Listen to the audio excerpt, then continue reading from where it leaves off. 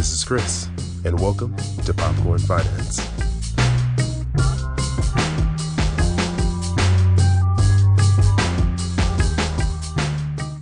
I hope you're all doing well, and welcome to Popcorn Finance, where we discuss the finance issues that we all deal with and about the time it takes to make a bag of popcorn.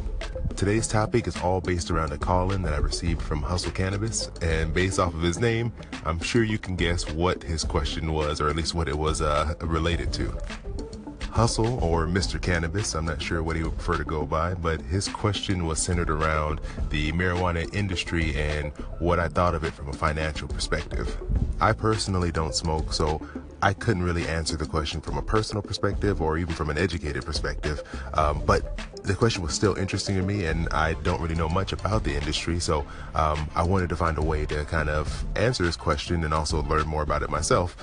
So I decided to interview someone I knew who would, I guess to put it in a good way, knows more about the industry than I do, and I'll just leave it at that. So first I'm going to play the call-in for you, and then we're just going to jump right into the interview. Popcorn Finance. First of all, I want to say I love your show. Really interesting stuff about credit. I can't stand looking at my FICO credit score because it's always lower than the other ones. It's not bad, but it's not as high as what's the other one? Experian. But anyway, I wanted to ask you something. What is your opinion, coming from a business/finance standpoint, on the cannabis industry? Would you invest personally into it? What do you think is going to happen in the future? And I just want to get your take on it. Thanks a lot.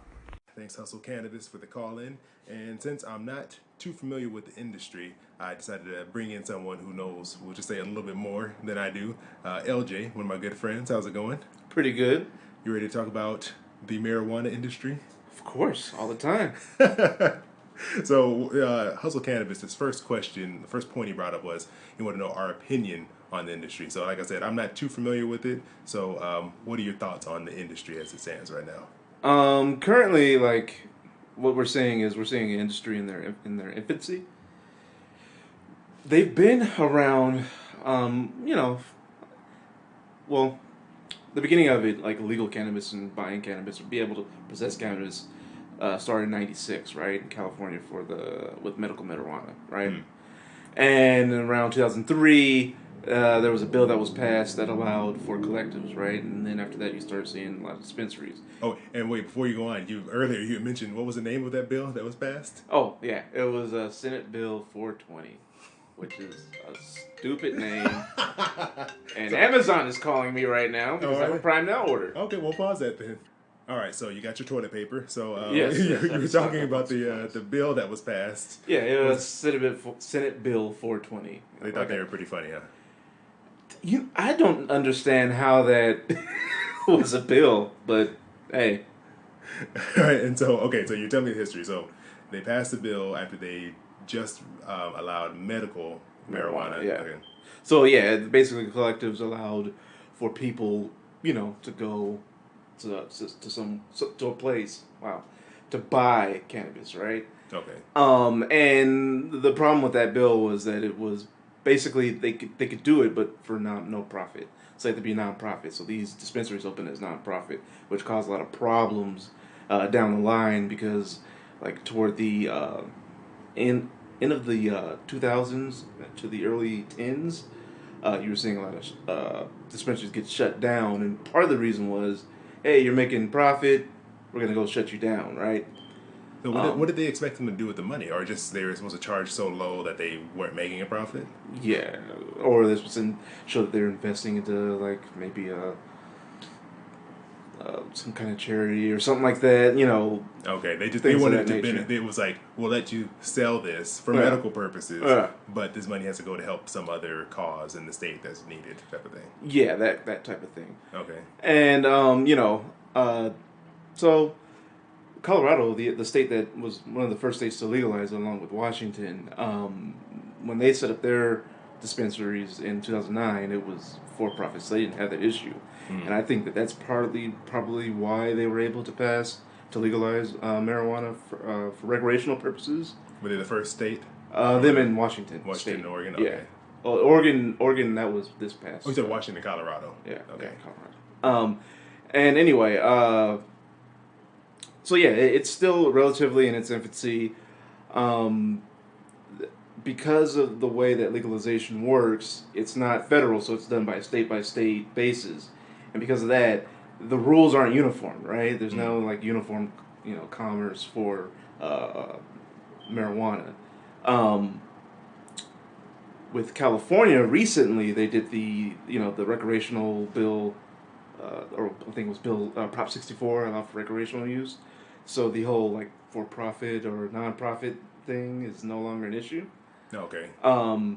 But that doesn't start until 2018, where they'll allow for dispensaries to sell recreationally. Doesn't mean that it doesn't happen right now. Some of those medical dispensaries are selling, recreational for recreational purposes with people who are 21 and over. But is that those places with the green plus sign on the outside of the building? well, those are medical marijuana dispensaries, and yeah, not all of them are doing it, but some of them are definitely doing it. Okay.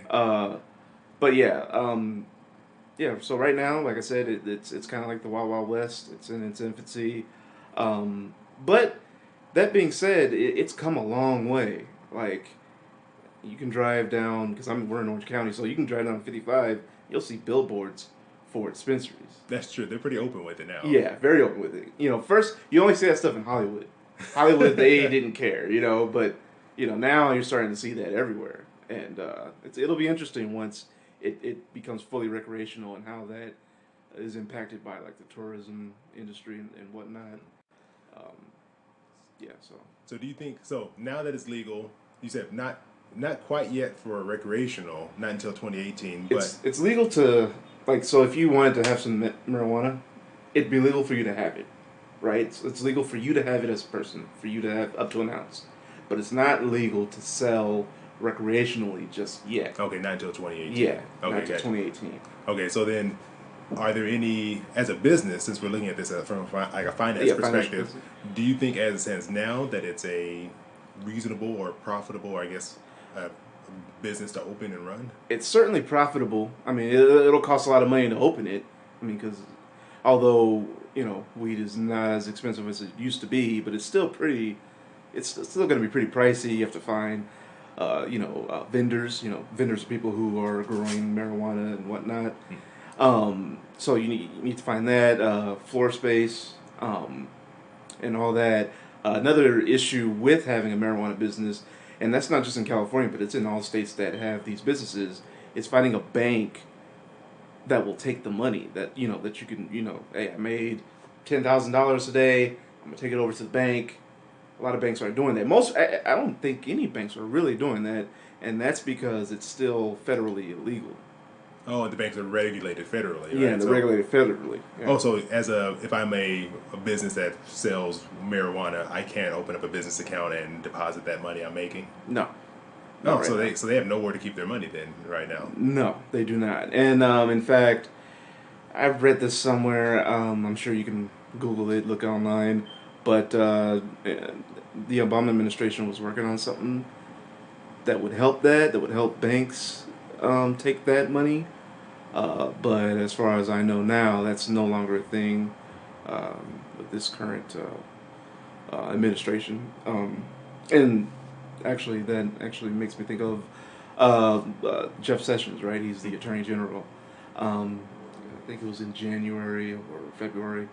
He was saying that marijuana, like his views are very draconian, right? They're very old school. So to him, it's as bad as like opioids or heroin. Okay. So that there makes it a little sketchy though. For me personally, if I was thinking about opening a business, it'd be like, man, I don't know, because I don't know what they're going to be doing in Washington that may affect my business over here. Because, hey, while the local sheriff department may not come and bust my doors in, the DEA still can. Oh, and I think that kind of gets into Hustle Cannabis' second point was he wanted to know your thoughts on, or I guess our thoughts on the future. Yeah. And so I guess with the new administration with the new president, the new cabinet, it seems like it may be uncertain. I think it's uncertain. At the state level, it's very bright. You know, all the states that have it legalized recreationally, they obviously have a different viewpoint of the drug. So I don't think you'll run into many problems there. You know, maybe local municipalities may not want it in their city or whatnot. Because I know in California that's still allowed. You know, if you're like, let's say you're in Costa Mesa, hey, I don't want this here. You don't have to give them licenses for that. Yeah, true. But as far as like if all you had to deal with was your local government, your local state government, then it's like, man, it's bright. But because of the Attorney General and the administration, there is an air of uncertainty on how it would be treated in the future. Because they could undo all the changes that have been put in place to make it legal. They could decide to say, you know what, hey, we didn't say it was legal.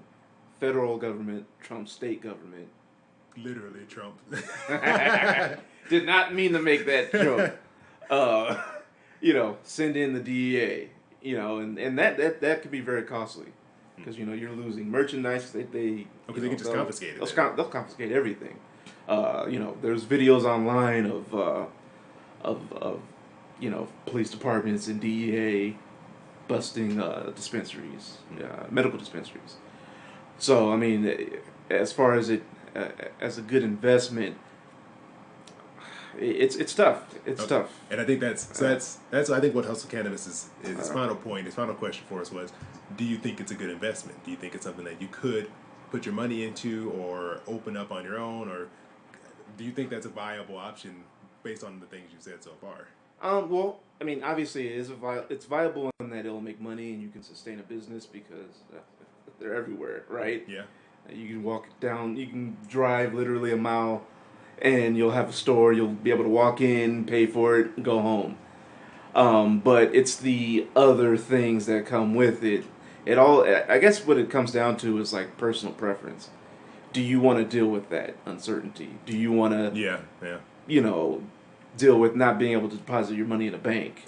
Like, it seems like they can make things difficult. Yeah. If those cons outweigh the benefits, the pros, then I'd say, yeah, it's probably not a good idea. But if you find that you're willing to take those risks, because the reward is high in terms of if you're talking about just making money, the reward is pretty high, especially depending on where you live. Like if you're in LA, it might be a little hard because there's like a weed shop on every corner. There's a lot of competition in LA. Yeah, that's for sure. But if you're like in somewhere like Santa Cruz or Santa Barbara, something that's not so densely populated, you might do well.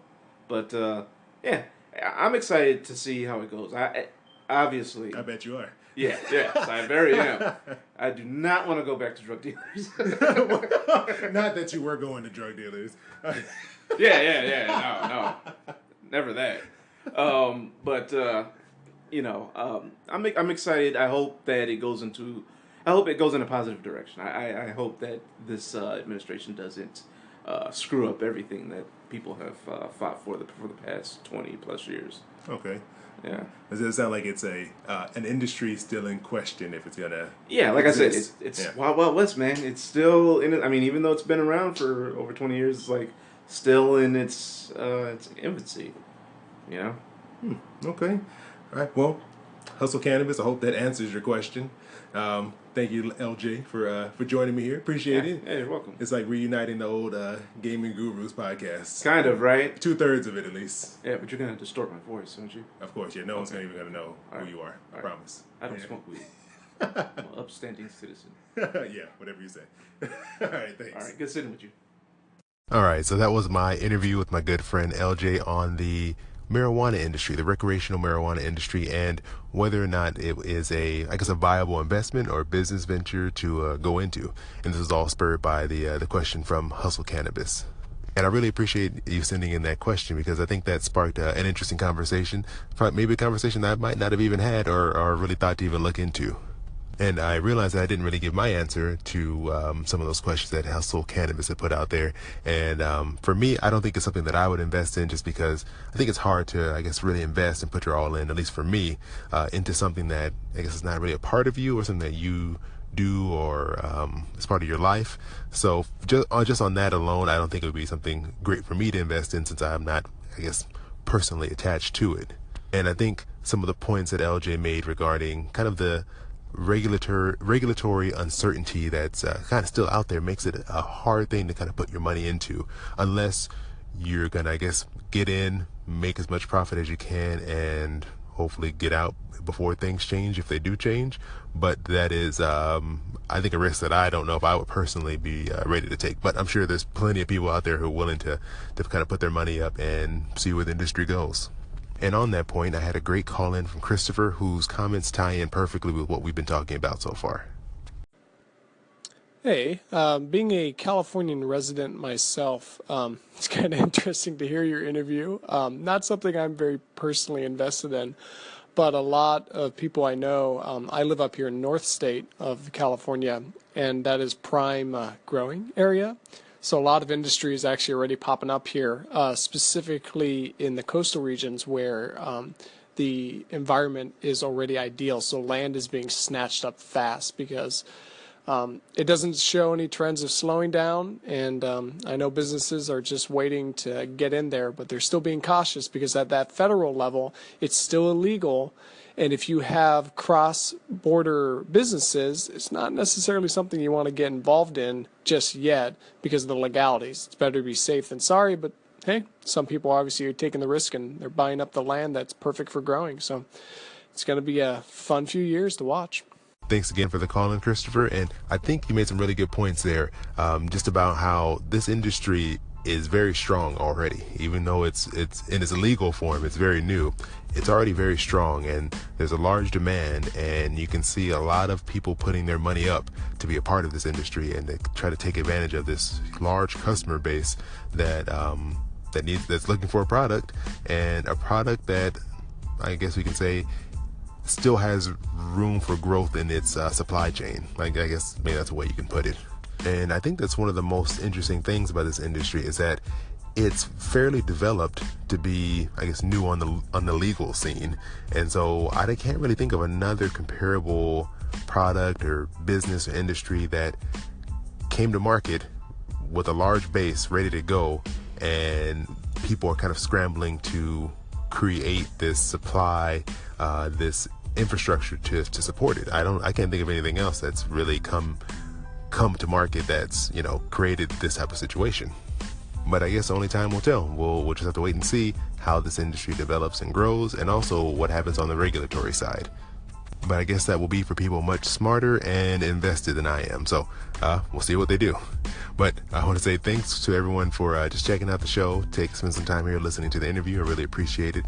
If you have any questions or comments, anything you want to leave regarding anything we've talked about today or anything in the past, please feel free to send me a call in. You can contact me on Twitter at Popcorn Finance or on Instagram at Pop Finance if you wanted to send me a message there. I really enjoy hearing feedback from you all, and it really just keeps me motivated, and also helps me determine what it is that I should be talking about, because I want to put out things that you all want to hear. So definitely stay in contact. Let me know what you think. I hope you all enjoy the rest of your day, and I'll talk to you soon. Hey, thanks for listening to Popcorn Finance. If you like what you've been hearing, please favorite the station here on Anchor.fm. Or if you're listening to this as a podcast, please subscribe in the iTunes Store, Google Play Store, or via your favorite podcast app. To keep up on what's new, follow us on Twitter at Popcorn Finance or on Instagram at Pop Finance. Thanks for listening, and have a great day.